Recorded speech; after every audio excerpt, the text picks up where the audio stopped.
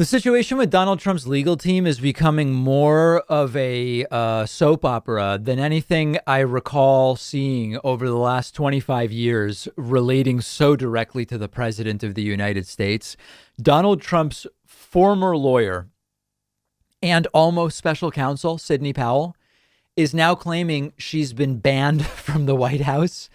I don't know whether to start with the new part or let's start with the new part and then we'll go backwards and I'll catch you up on everything. So listen to this.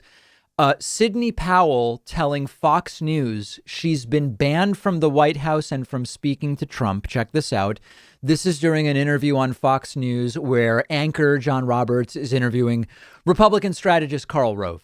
Is General Flynn's attorney, Sidney Powell, who suggested after a meeting on Friday night she's been banned from the White House. In a statement to Fox News saying, "I've been blocked by White House counsel and others from seeing or speaking to the president since I raised the public formal findings and even more evidence of foreign interference from Iran and China." I'm told that she still has the ability to call the president. She's not on any kind of do not admit list at the White House. But I do know that there are many people in senior positions at the White House who would prefer that Ms. Powell and others stay away from. Okay, so now that we've seen that, you really have to understand the backstory to comprehend the level of absurdity that is going on here. So shortly after the election, Donald Trump tweeted about Sidney Powell as one of the lawyers representing him. He tweeted on November 14th, Rudy Giuliani, Joseph DeGeneva, Victoria Tensing, Sidney Powell, and Jenna Ellis, a truly great team added to our lawyers and representatives. Very clear. Trump said Sidney Powell's part of my team. Great.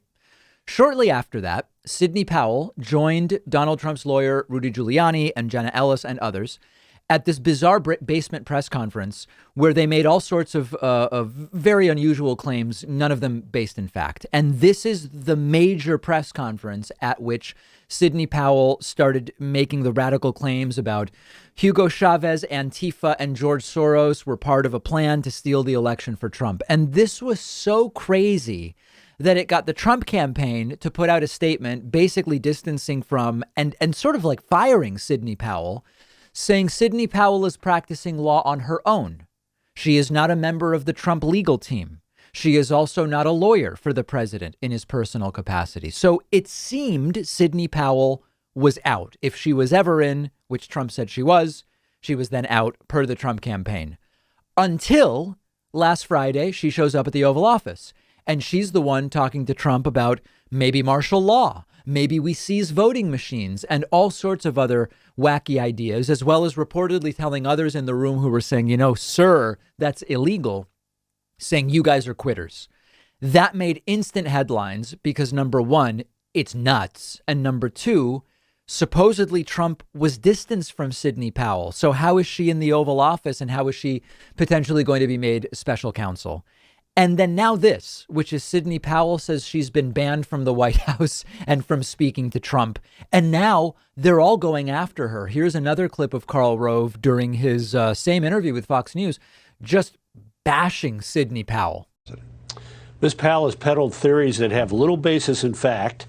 The idea that Hugo Chavez from the grave was somehow involved in stealing this year's election, and that I mean, she was poured out in a courtroom recently where all of her expert witnesses, which, you know, one of them was so highly prized that he had to have a code name and couldn't be revealed, and she sold him as a highly, you know, expert military intelligence analyst, turned out to be a mid-level computer programmer from Dallas who couldn't even pass the entrance exams for the 305th Intelligence Brigade in intelligence school. He couldn't even pass the exams, and he was her high-level advocate. She had another expert who couldn't tell the difference between election precincts and townships in Minnesota and Michigan, and claimed that 151% turnout in Wayne County, Michigan, when any idiot with access to Google and the county election returns could have seen that the turnout was 51%, not 151. I mean, what she has done to sort of, throw mud on the president through her antics is unbelievable. The president has been so ill-served by this crowd,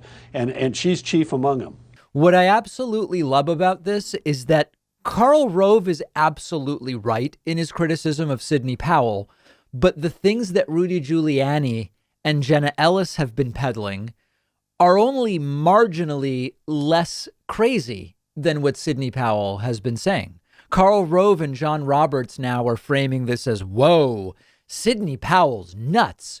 But actually, they're all nuts, and their work is totally worthless and going nowhere. But it's funny, and it's sad, and it's a bizarre soap opera that seems never to end, but it actually will end relatively soon. It'll be much better for the country. Now, I've been seeing so many different legal commentators and lawyers saying the behavior of Rudy Giuliani, Sidney Powell, and Jenna Ellis before a variety of courts over the last month and a half really does warrant complaints to bar associations, and that these are the types of actions that should really get somebody disbarred. I don't think it's likely that will happen, but understand that these figures have crossed over from being, like, I guess what we would call legal lawyers into being almost like cult activist type figures, where even if they were to be disbarred for the things that they've been doing, at this point, they can launch off into being TV lawyers for all sorts of right-wing groups or radical organizations or reactionary movements. So it's almost irrelevant at this point, although I don't think it's it goes beyond the facts to say, how could these people even really still hold bar association licenses? But that's probably more of a story for post-inauguration.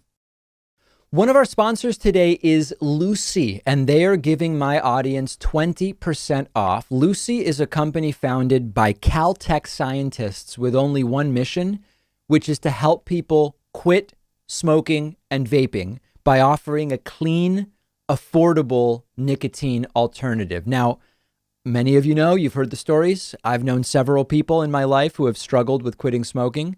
I've seen how difficult it can be. And nicotine alternatives can be hugely helpful. Lucy offers a nicotine gum in 3 flavors: wintergreen, cinnamon, and pomegranate. They also have lozenges, which come in cherry ice flavor.